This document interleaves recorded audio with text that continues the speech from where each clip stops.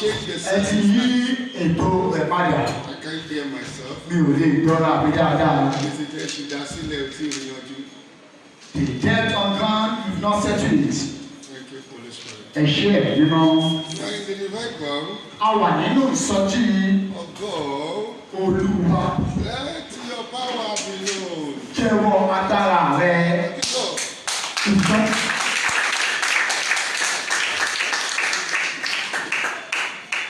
This will only work Eléyìí lè ṣiṣẹ́. for whomsoever Àwọn that believe is in the revival. àwọn tó bá gbàgbọ́ wípé ó wà nínú ìsọjí yìí. I want to advise you again before we move. Mo fẹ́ gbà ẹ́ níyànjú ká tó tẹ̀síwájú. Church, it is never a place that I want to come and meet my friend.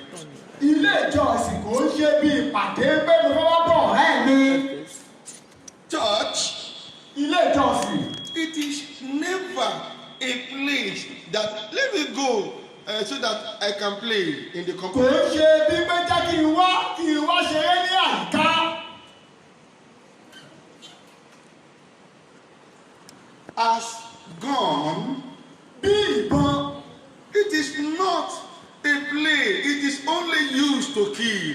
Kì í fi ìbọn wà fún eré àwà láti fi pa ènìyàn ni. Anybody holding a gun Ẹnikẹ́ni tó bá di ìbọn mú. is using it for security. Ó lò fún ààbò rẹ̀ ni. Whenever he saw anything around him that he want to go against him, Tó bá wá rí ohun kan tó bá lòdì sí i. then he will apply the gun. A wá fi ìbọn náà sójú The iṣẹ́. fact about gun, Kókó nípa ìbọn nìyí. it used to kill. Òun ni láti fi pa. So therefore, the fact about church, Kókó nípa ìjọ. when you come to church, Bó o bá wá sí ìjọ. you come to pray to the O Almighty. wá gbàdúrà sí Ọlọ́run alágbára ni. Number two, Ẹlẹ́ẹ̀kejì rẹ̀. when you come to church, Bó o bá wá sí ilé ìjọ ìsìn. you come to worship God. O wá sí Ọlọ́run ni. Méjì ló wà ńbẹ̀. Two things are there.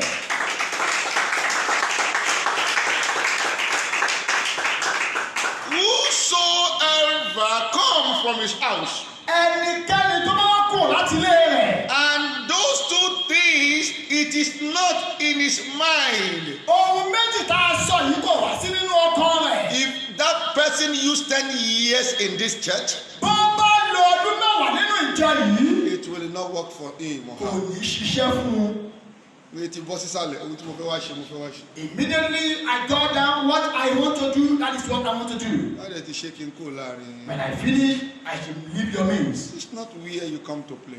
Kò ń ṣe ibi tó o ti máa wá ṣeré. It is where you will pray and you will worship God. Ó jẹ́ ibi tó máa ti gbàdúrà tó lè máa sin Ọlọ́run ẹlẹ́dàá rẹ̀. Ẹni tó fẹ́ gba nǹkan lọ́wọ́ ẹ̀ gbọ́dọ̀ kọ́kọ́ fọwọ́ ra lórí. The person you want to receive from him, you must appraise the person. Ó bá jẹ́ ìyàwó tó stubborn, ó lè rí nǹkan gbà lọ́wọ́ ọkọ. If you are obstinate wife, there is nothing you can receive from your husband. Ó bá sì jẹ́ ọkọ tó ya wèrè, ìyàwó ẹ̀ náà máa ṣe wèrè pẹ̀lú ẹ̀. If you are a lunatic husband, your wife must be a lunatic wife. Bẹ́ẹ̀ náà lolúwa ṣe rí. And that is how God is. Ó gbọ́dọ̀ sọ wípé àdúrà nìkan ló wá gbà. You must not say it's only prayer you want to render. Ó ní láti sìn. You need to serve. Ẹ pàtẹ́wọ́ fún Jésù. For Jesus. I am telling you the fact Mò ń sọ kókó ọ̀rọ̀ fún ọ. so that you will not continue to repeat class. Kò má ba lè máa pàdánù kíláàsì. Ibẹ̀ ìkíjí mú nǹkan tó o bẹ́ wá padà jẹ́ pé ìwọ pẹ̀lú ọkọ ẹ lọ́jọ́ ń wá ẹ̀kọ́ máa wá ni ẹ wá sin Ọlọ́run tẹ bá délé lẹ tó lè lọ ṣe nǹkan tó bá ń pèpè ṣe. If you and your husband come together, you have just come to serve God. By the time you get home, you do whatever you Ibi want ìgbà to yìí do. kì í ṣe junction point ọkùnrin àtobìnrin. This place is not a junction point of both male and female. Òní ibẹ̀ ibi ohun tó jẹ́ ni mo ti sọ síwájú yìí. I have told you what it is ahead. Ẹ bá dẹ̀ délé and you do another thing. When you get home, you can continue your marital life. Practical prayer Àdúrà ìṣe. and practical serving God. Ẹ̀sìn ìṣe. Let it be. Ẹ̀jẹ̀ kó lè ṣe. Àdúrà kan ṣoṣo. Only one prayer.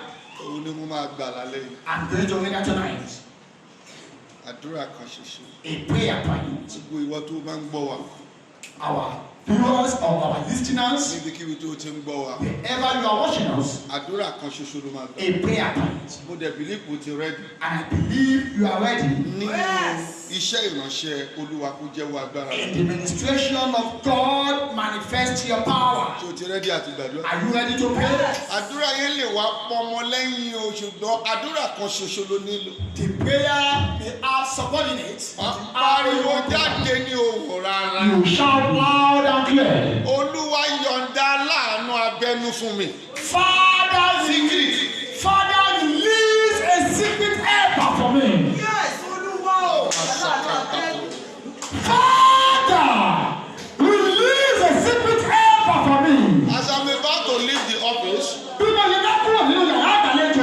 I heard the voice. Oh Lord, this one you write, that is not where you are going tonight.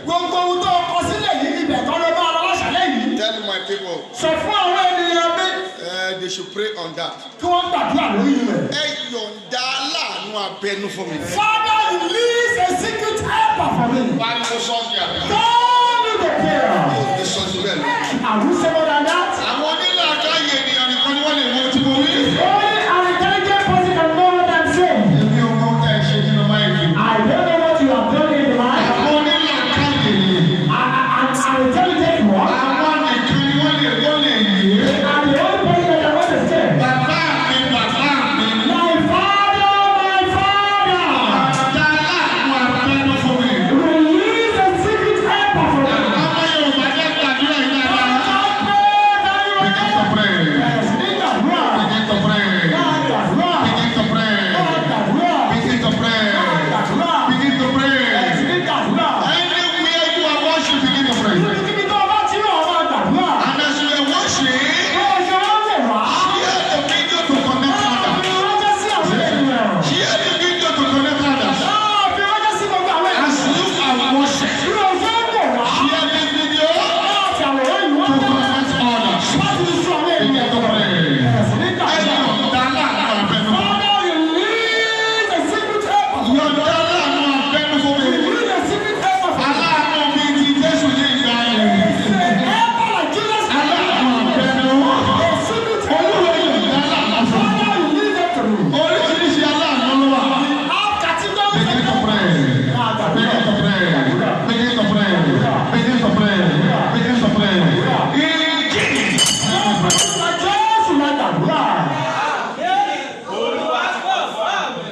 Àárín iwájú méjì àti ju mẹ́ta lọ. Come to our place. We are more than 2 or 3.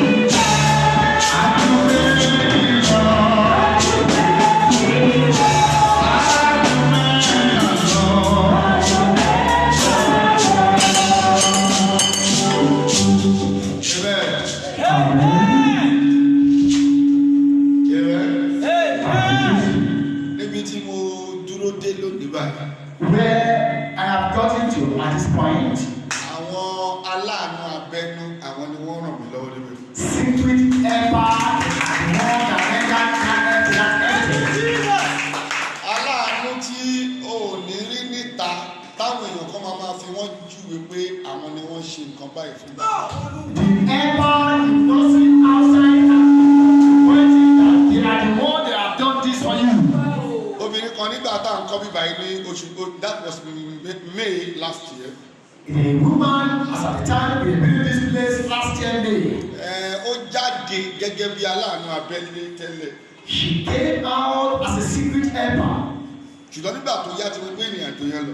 When he got to the point of the journey, wá rí pé ó wá fẹ́ máa jáde bí aláàánú pé òun lòun ràn wá lọ́wọ́. I have now seen that she came out as a refuel helper.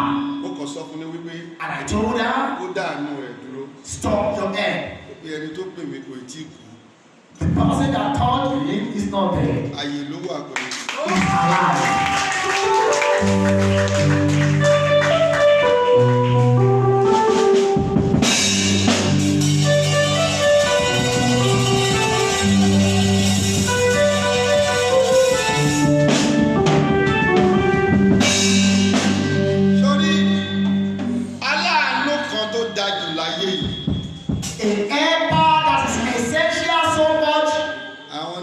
And the secret helper. Àwọn èèyàn máa rí pé ìró rẹ ti ń jó lórí omi pé báwo ló ṣe jẹ́. There will be people who will be saying that you are flourishing. They will be thinking, how does it come about? Ṣùgbọ́n wọn ò ní mọ ọ̀nà àbáyọ. But they would know the way out. Tóbi tó o bá gbàdúrà tẹ̀kọ́ yẹn dáadáa, àṣìṣe ló ṣe. If you don't render the first prayer, you have made a mistake. Bí ìfẹ́ aláàánú tó máa disturb mind mi. I don't want a helper that will disturb my mind. Bóyá nítorí pé ó ń ṣàánú fún mi kó wá máa ní dádì ń bolẹ̀ wà ẹ sáré lọ sí Kútọ́nù dádì ń bolẹ̀ wà ẹ bá mi lọ sí Yábà dádì ń bolẹ̀ wà ẹ jọ ẹ bá ti kó Yábà ẹ lọ sí Jẹ́bà. Aláàánú burúkú nírú aláàánú bẹ̀. I would say because it's sending them and we calling it to different destinations. Helper is a bad helper. Ẹnikẹ́ni tó wù tó fẹ́ ṣàánú fún mi. Any person that want to render help for me. Á ṣàánú fún mi nítorí Ọlọ́run kì í ṣe nítorí. You will render the help for me because of God, not because of me. You need to pray. Ká gbà wípé talákọ̀ọ́kọ́ yẹn kò yí ẹ dáadáa. Let us believe we don't have the in-depth knowledge of the first one. Mi sọ láàánú lápò. I am not talking about helper of Lapu. You need to pray. Mi ò dẹ̀ fẹ́ jẹ́ kó sọ àkókò yìí náà. We have just 14 minutes to live here. 14 minutes left, and I don't want you to lose this time. Ìwọ tó mọ ohun tó wá ṣe, ó gbàgbọ́ pé ó lẹ́lẹ́dàá ni. If you don't know what you have come here to do, it means that you don't have a creator. Tí n bá jókòó, mo máa ń gbàdúrà. When I sit down, I pray. Tí n bá wà nínú tọ́ílẹ̀tì, mo máa ń gbàdúrà. When I'm in the restroom, I pray. Kò síbi inú nínú mọ́tò kan sí màá bọ́ lọ́wọ́ sọ. In my car, I pray, I communicate to God. Mi kàn ń ṣe ni tó ń gbàdúrà téèyàn máa gbọ́n ta ni. I'm all the time that pray loudly. A máa bá Ọlọ́run sọ. I communicate to God. You need to pray. You need to pray. O má bàa ṣe. For you not to mistake. Tó bá ní ẹlẹ́dàá wá gbàdúrà lálẹ́. If you have a creator, you pray tonight. Tó bá ní ẹlẹ́dàá. If you have a creator, wá gbàdúrà ní alẹ́. You will pray tonight. Mo fẹ́ kó pariwo sí Ọlọ́run. I want you to shout loud and clear to God. Yọ̀ǹda aláàánú abẹnufin nínú oṣù tí mo lọ.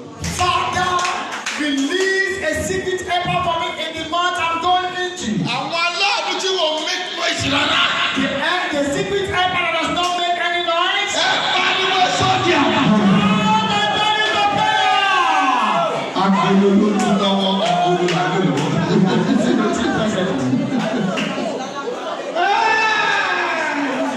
Begin to pray. Begin to pray. Begin to pray. Ẹ wá wa ní gúúsù. Ẹ wá wa ní ọ̀rọ̀. Ẹ wá wa ní ìlà oòrùn àti ìwọ̀ oòrùn. Ẹ wá wa ní gbogbo ìgbòho ní àgbáyé. Àwọn aláàánú abẹ́nu.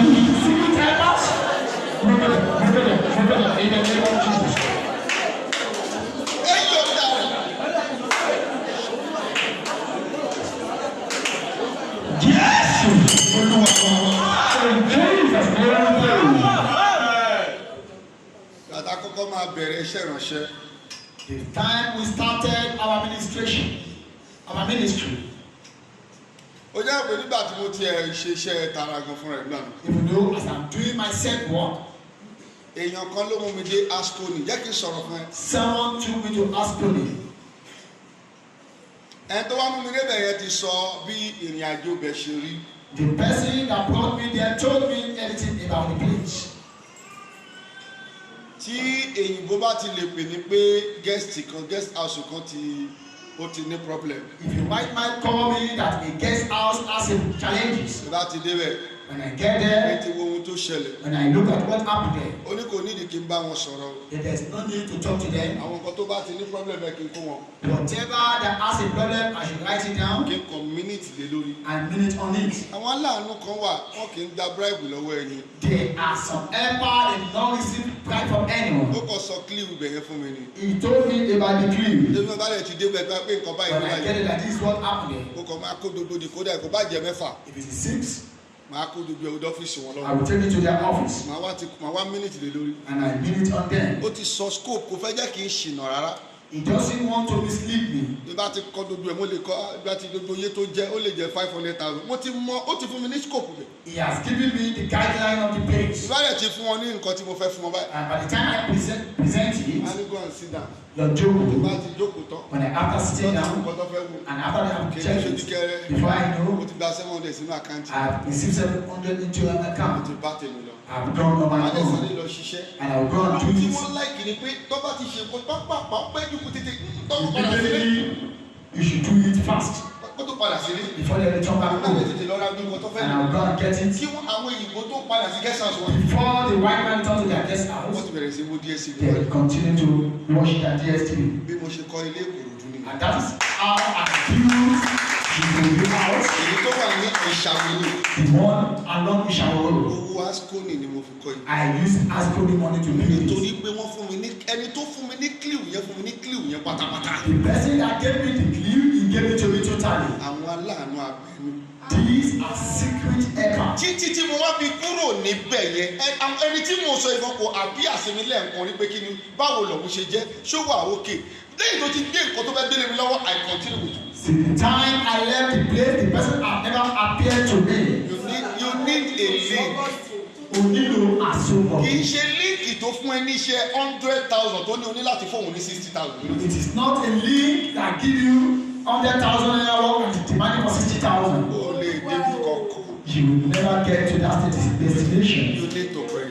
O ní láti gbàdúrà. Nínú iṣẹ́ ìránṣẹ́ yìí náà bóyá rí. In this administration, Tí n bá ti lè rí pé irú aláàánú bẹ́ẹ̀ ló àbí àṣemí. if I have seen that such an helper appear to me, Mo máa lose interest lórí wọn ni. I will lose an interest on them. Ṣé kádàrá tèmi ò láìkí irú aláàánú bẹ́ẹ̀? My destiny does not love such person. Aláàánú tó máa fúnyàn ní nǹkan tí kò ní wú ẹ̀yìn lèmi máa ń fẹ́. I want a destiny helper that will release and will never look back. Bẹ́ẹ̀ náà ni tí bá ti lè sọ pé nǹkan báyìí mo fẹ́ ṣe fúnyàn tí ọkàn mi ò tí n bá ti release ẹ̀ mi ò ní sinmi nínú ayé. And if I have it in mind, I want to render help. If I have not done it, my mind will not be settled. Because I learned from that example. Nítorí pé mo kọ́ lára àwọn àpẹẹrẹ yìí. You need to pray. Olùdó láti gbàdúrà. I told you that is the prayer we will pray. Mo sọ fún ẹ pé àdúrà tá a máa gbà nìyí. You will now go to the Bible so that we can read. Wàá wá à á lọ sínú ìwé mímọ́ ká lè kàwé. In some areas where God himself has declared himself that he is a powerful one.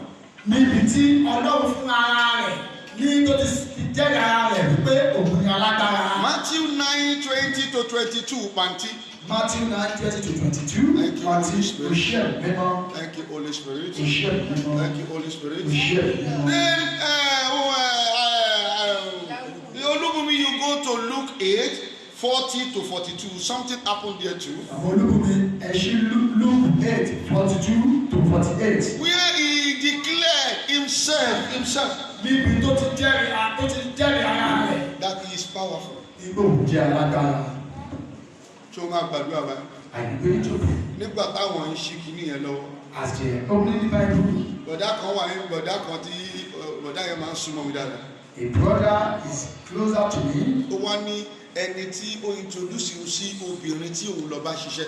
He said the person that introduced him to a woman that is working. Nígbà tó máa lọ ó ti sọ fún un pé bó bá jèrè 100,000 60,000 ló máa gbà ó. He said if you have a profit of 100,000, we give you 60,000. Nítorí tòótọ́ bọ̀dá kọ̀ńténà Mr. Taiwo mi kì í parọ́ mo nígbà tí sọ̀rọ̀ tèmi I am a free man I speak that is me ìwọ́dẹ ló mọ̀ tó bá wá dọ̀rọ̀ mi ta tó ní mo sọ̀rọ̀ ẹlẹ́yìn yóò kún ẹ̀ kan lọ.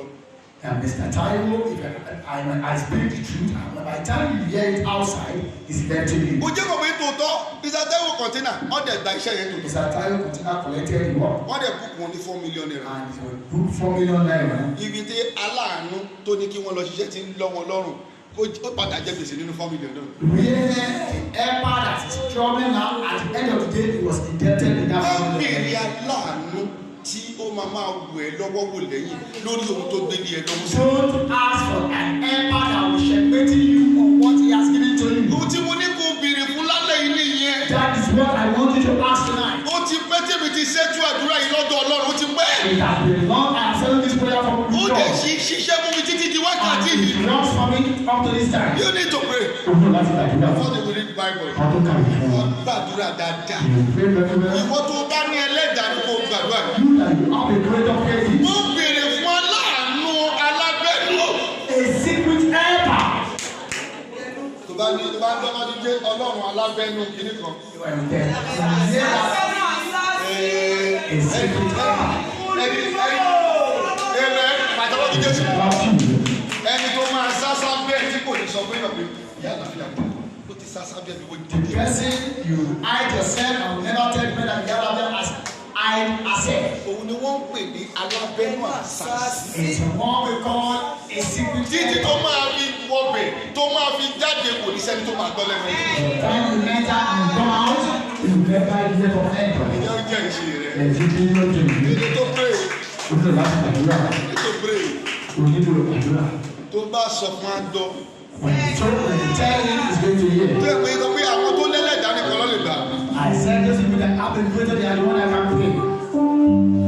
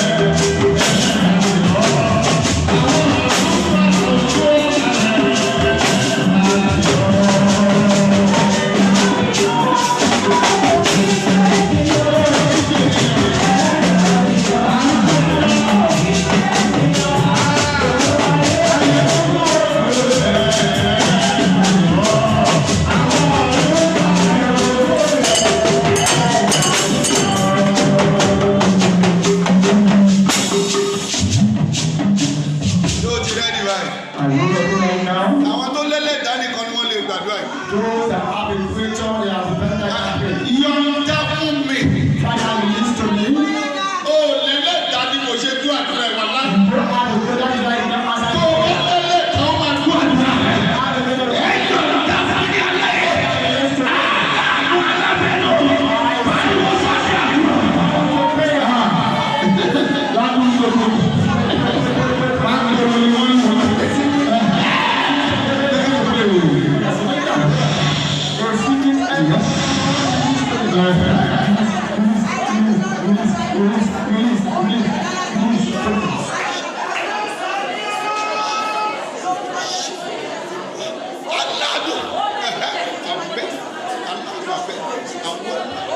Tí wọ́n kò pariwo, àwọn aláàánú tí wọ́n yọ̀ǹda fún ènìyàn láì tí ẹ̀jẹ̀ wípé wọ́n tún máa wú ẹ̀yìn máa sá àkàyà kàtà rúbi ẹ̀ sá tóbi hílà ìkà pàdà.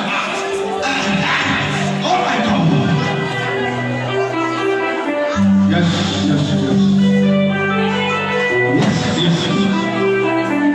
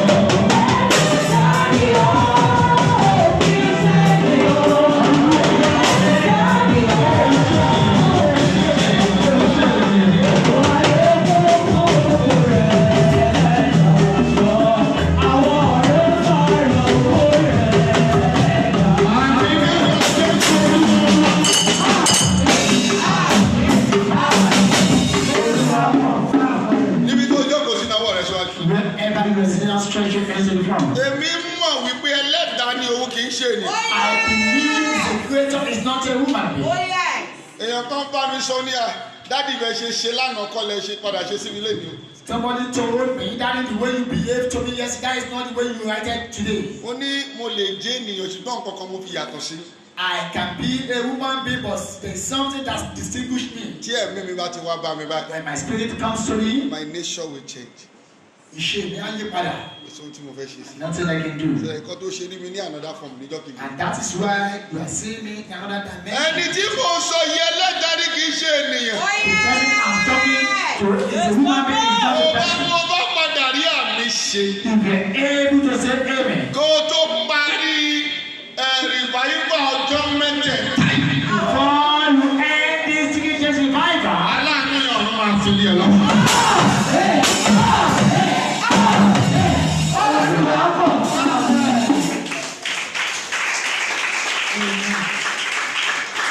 Kò jẹ́ kí tí ẹ ṣòro ṣe. God should not be difficult. He has done it before and he do it every day. Ó ti ṣe tẹ́lẹ̀, ó lè tún ṣe lójoojúmọ́. Ọkùnrin kan ní táìmù kan mo jẹ́ kó yé Amẹ́ríkà ló wà mo ti sọ̀rọ̀ ẹ̀mí báyìí níṣẹ́ ló tún máa fi ojú máa wá mo wá sọ pé kéèyàn wà l'Amẹ́ríkà tó tún lòun fi ojú kó aláǹtakùn l'Amẹ́ríkà.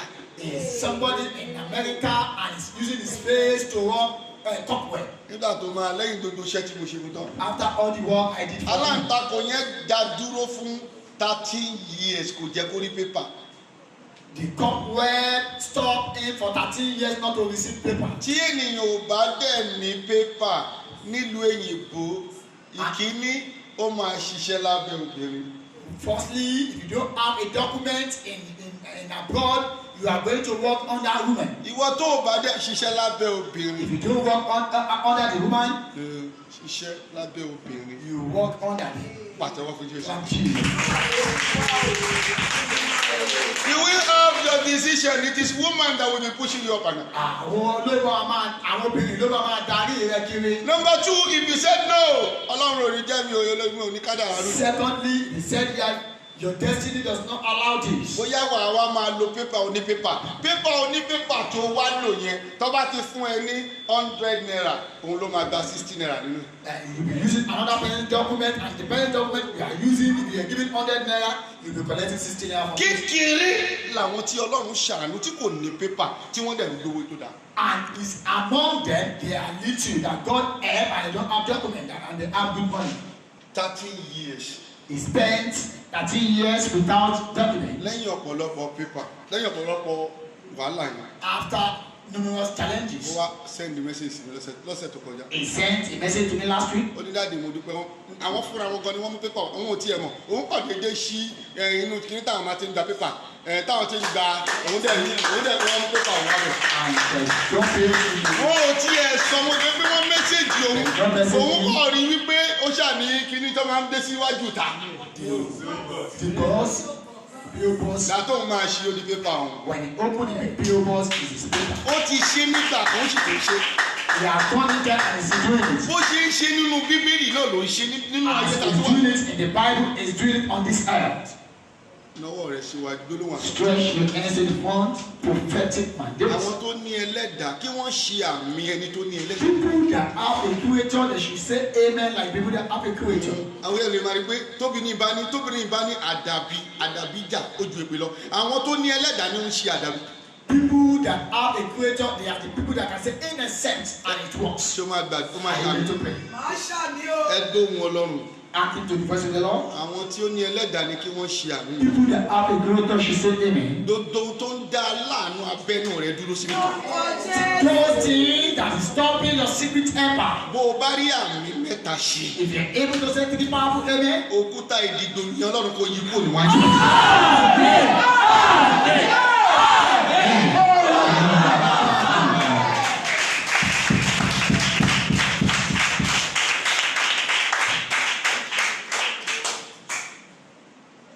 We want to hear the area so that you will have rest. Àti tó o bá lẹ́lẹ́dàá lóòní dóhun tá a fẹ́ sọ yìí. Àwọn ibi tọ́lọ́run ti ṣerú nǹkan tí wọ́n lò ń wáyé tó ti ṣe nínú Bíbélì. We want to look at the areas where God has done it in the Bible. Tó ti jẹ́wọ́ wípé òun ni alágbára. Where he has manifested himself as powerful. Matthew 9. Matthew 9 from 20 to 22. Matthew 9 from 20 to 22. Something happened in Galilee. Ìkọ̀kọ̀ ṣẹlẹ̀ ní Galilee. Sì kíyèsí. Kíyèsí. Obìnrin kan tó ní ìsun ẹ̀jẹ̀ ní ọdún 12. Obìnrin kan tó ní ìsun ẹ̀jẹ̀ fún ọdún 12. Ó wà lẹ́yìn rẹ̀. Ó wà lẹ́yìn rẹ̀. Ó fi ọwọ́ kan ìṣẹ́tí aṣọ rẹ̀. Ó fi ọwọ́ kan ìṣẹ́tí aṣọ rẹ̀. Verse 21 sọ. Nítorí ó wí nínú ara rẹ̀ pé. Nítorí pé obìnrin yẹn ó ní wọ́n sọ pé ẹni tó lè sọ wípé àdàbí ẹni yẹn gan mọ̀ fún un lẹ́lẹ́dà. Àbẹ́kọ̀. The person that can say in itself, the person knows that he has a Pàtẹ́wọ́ fún creator. Jésù. Clap Jesus. Ẹni Jésù tó lè sọ bẹ́ẹ̀. Anyone that can Ẹni say yẹn náà that mọ̀ fún òun ní statement, ẹlẹ́dà. he knows he Ó has a ní nítorí pé creator. obìnrin yẹn wí nínú rẹ̀ wípé. Because the woman from in depth of her heart is said. Ṣé ẹ lè ká bẹ̀rẹ̀ dáadáa? Nítorí tó wí nínú ara rẹ̀ pé. Nítorí pé ó wí nínú ara rẹ̀ Bí wípé. ó bá ṣàlẹ̀ fi ọwọ́ kan aṣọ rẹ̀. Bí bá tiẹ̀ lè fi ọwọ́ kun aṣọ rẹ̀. Ara mi ó dà á. Láti sọ, ìgbàgbọ́ tó nílò nìyẹn. That is the faith he needs to apply. Ìgbàgbọ́ yẹn náà ni mò ń lò lójoojúmọ́. And that is the faith I apply every day. Ìgbàgbọ́ yẹn ló ń kárì mi ló ń move mi. It's this faith that keeps me moving. Tó bá gbọ́ tí mò ń dání kankan pé kárí mi dé go bàbá kárí mi dé.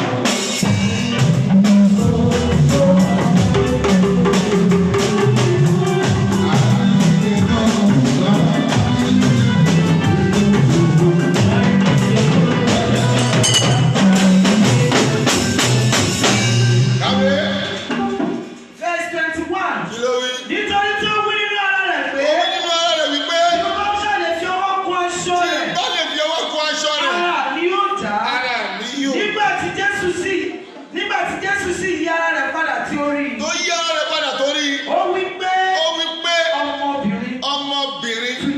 tújúká. Ìgbàgbọ́ rẹ̀ mú ọ lára dá. Ojú yẹn lọ. A sì mú obìnrin náà lára dá nípa Pàtẹ́wọ́ fún Jésù. And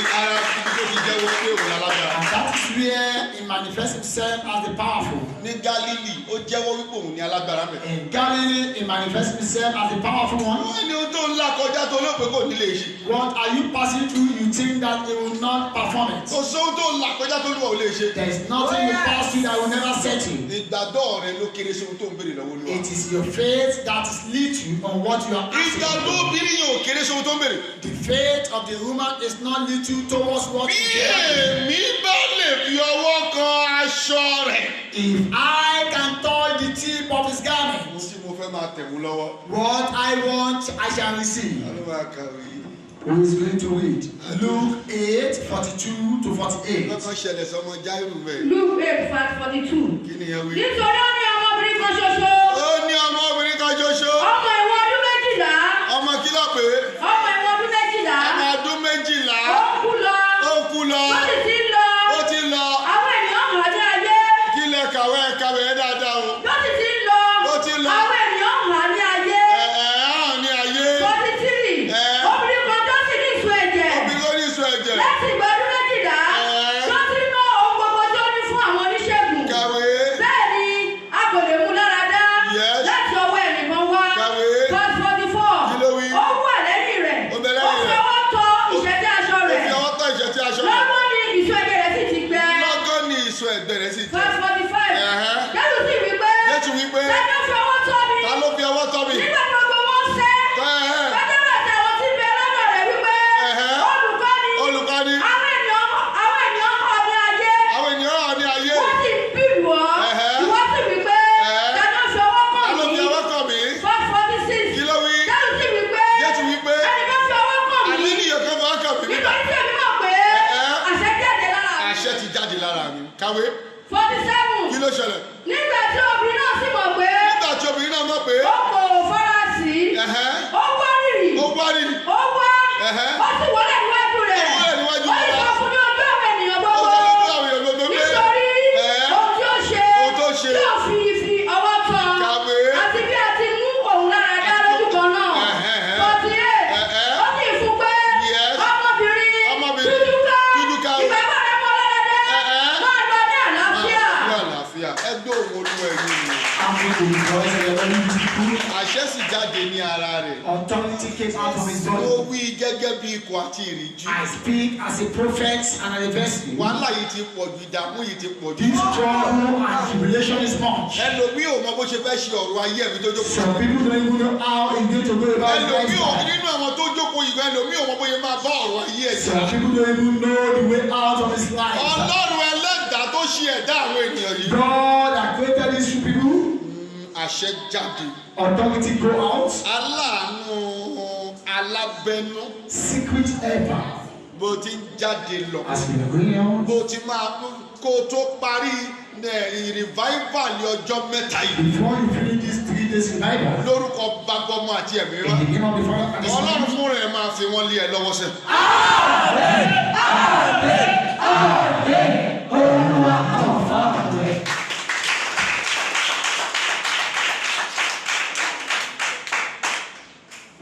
Náwó rẹ̀ síwájú. Stretch your hands to the front. Olówó àsọtẹ́lẹ̀. Prophetic mandate. Mo wí ní gẹ́gẹ́ bí ikọ̀. I speak as a vessel. Mo sọ gẹ́gẹ́ bí ẹni tí Ọlọ́run rán síwájú yín lónìí. I speak as the person God sent to his to the Lónìí today. nínú ìsọjí tòní. In today's revival, Gbogbo ìwọ tí a jọ wà nínú ìsọjí. people that we are here in this revival, Àti ìwọ tó ń wò mí lọ́wọ́lọ́wọ́. and you that you are watching us, Lórúkọ Bàbá àti Ẹ̀mí Mímọ́. in the name of the Father and the Son and the Holy Ó máa Spirit. ráàánú gbà lọ́wọ́ ọdún aláàánú rẹ̀.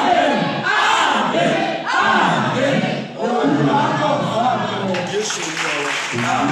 Àtẹ̀wọ́ fún Jésù. That is the area Ìpele yìí he declared to everybody. tó sọ fún gbogbo ènìyàn pé Ìwọ̀n tí a bá máa dáṣọ fún yọ̀tá rẹ̀ ló máa wù. the person that want to garment someone, you have to look at the one they put Ohun on. tó ṣe fún wọn níbẹ̀ yẹn nìyẹn. And that is what he did for them. Ó dẹ̀ ṣe Ọlọ́run dẹ̀ jẹ́ kó padà rí ṣe. He did it and God helped him to do it. Jesus has declared himself that I am the powerful one. Jésù ó sọ jáde pé òun jẹ́ alágbára. Lágbára Olúwa. Olúwa. In the mighty name of the Ní power of the Lord. agbára Ọlọ́run. In the power of the Lord. Gbogbo ẹ̀yin tá a jọ wà nínú sáfíìsì àtẹni tó ń wò mí lọ́wọ́lọ́wọ́. We that were in the service and the people watching us presently. Ikú àìríjà ìrímù ò ní pa ẹ́ lórúkọ Jésù.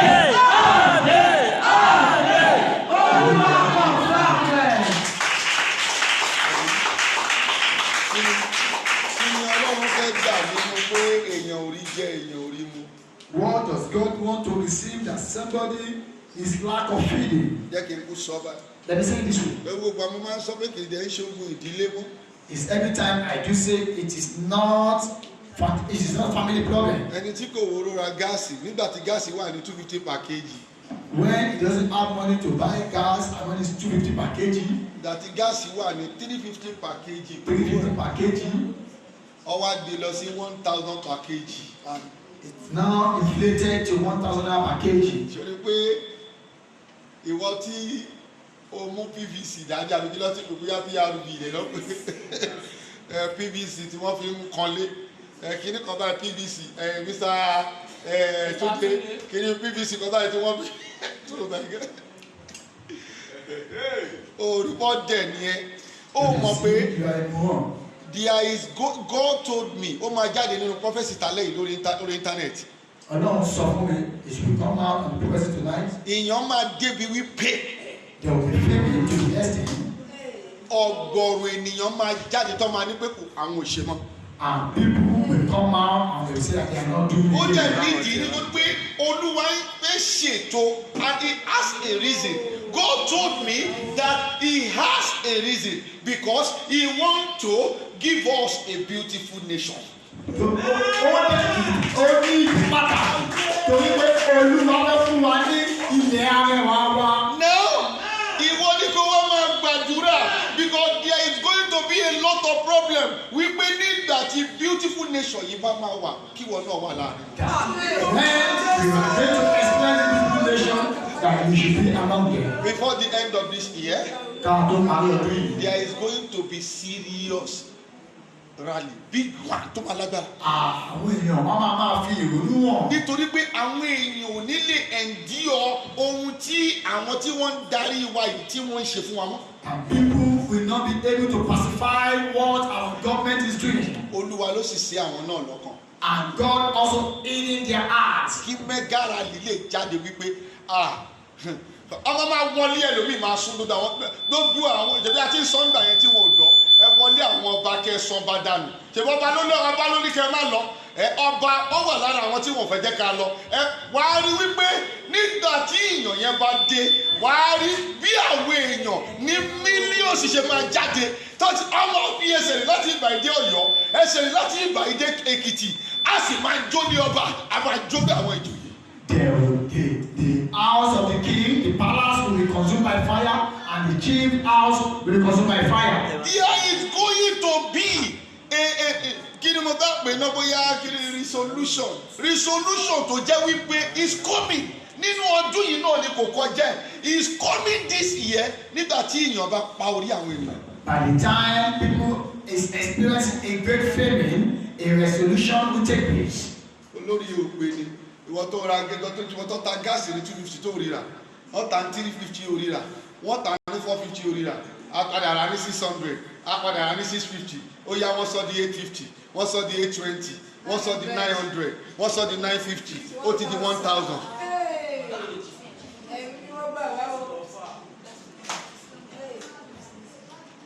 mo dé báńkì lẹ́nu mo fẹ́ gba dọ́là mi tó wà tí mo fi sínú ibẹ̀ mo fi dọ́là mi síbẹ̀ wọ́n wá ń sọ fún mi pé iye báyìí làwọn máa fẹ́ mi nínú dọ́là mi. I got to bank today. I was the one that kept the dollar there. I want to collect it, and they are telling me this is the amount they will give to me. Mo ní you are stupid. Mo ní pé òmùgọ̀ ní ọ́. Mo dẹ̀ ní kó fún mi ní nǹkan dọ́kúmẹ́ntì tó ti ṣe tẹ́lẹ̀. You should give me the document. Kó má padà lọ mú nǹkan mi lẹ́yìn. And you not take it behind me. Is going to the area tí wọ́n máa bọ́ọ̀nù báńkì down. Wọ́n á bọ́ọ̀nù CNN, á bọ́ọ̀nù CBN, Central Bank of Nigeria. I am telling you they will burn them down.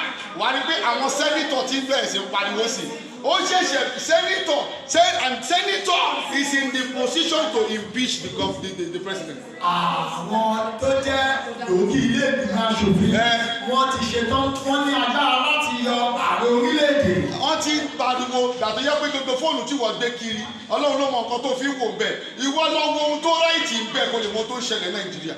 Look at what is right there and know what is happening in Nigeria.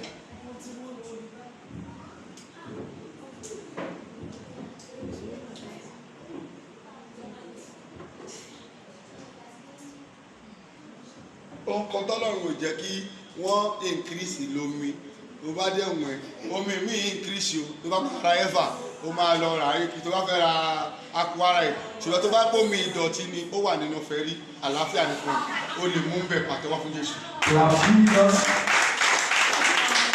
All water like alcohol, like Eva water. This one are increasing, but if you want to take cherry water, this is open. lọ́wọ́ rẹ̀ síwájú. Stretch your hands in front. ohun tó Olúwa sọ ni mo sọ fún ẹ. What God told you, that is what I am telling you. àdúrà tí a máa fi sínú àdúrà ìjọ Sunday ni wípé. The prayer we are going to render on Sunday. ló tó nǹkan yẹn máa ṣẹlẹ̀ ṣùgbọ́n beautiful nation tọ́lọ́run mú wa lọ yìí kí Ọlọ́run kó jọ kó jẹ́ kó ṣojú ẹ̀ lọ́kọ́ many will go.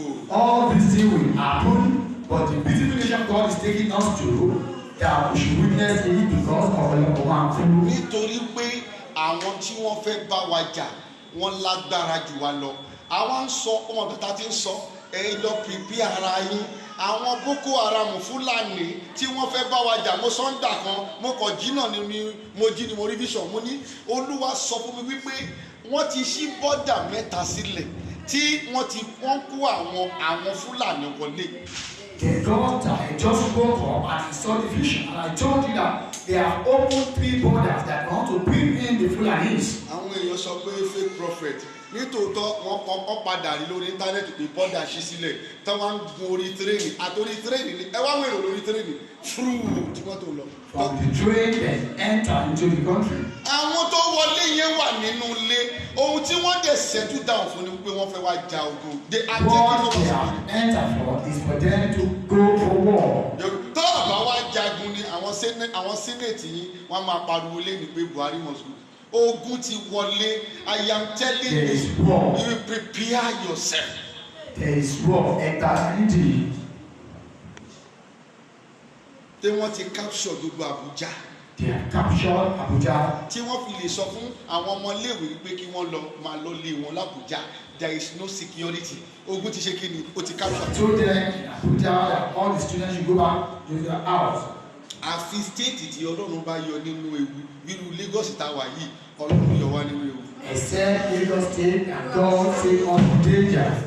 Tàwa rí pé stéètì kan máa jẹ ẹran pátá àwọn stéètì kan máa jẹ wọn.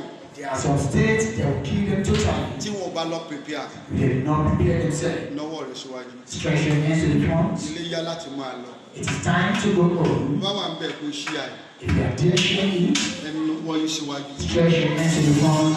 Mo lónìí bẹ́ẹ̀ tí ń lọ oníṣẹ́ ayọ̀ kò jẹ́ fún mi.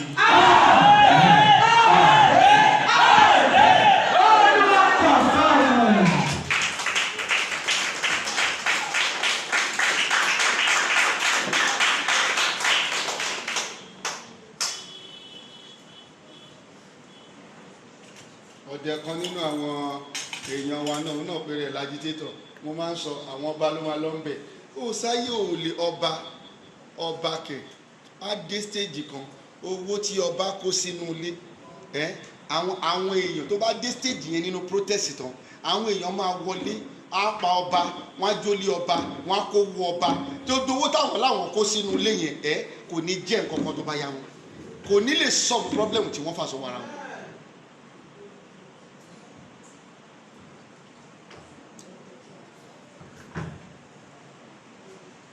ẹ gbọ́ ohùn Olúwa o ìjáde ẹ bó ti ń lọ yìí mo wí tó bá gbàgbọ́ ni Ọlọ́run máa hàǹgẹ̀ sọ́wọ́ aláàánú tó tóbi. Olúwa kọ̀ fún àwọn. Bẹ́ẹ̀ ló máa rí. Ìpadà Jésù Olúwa wa.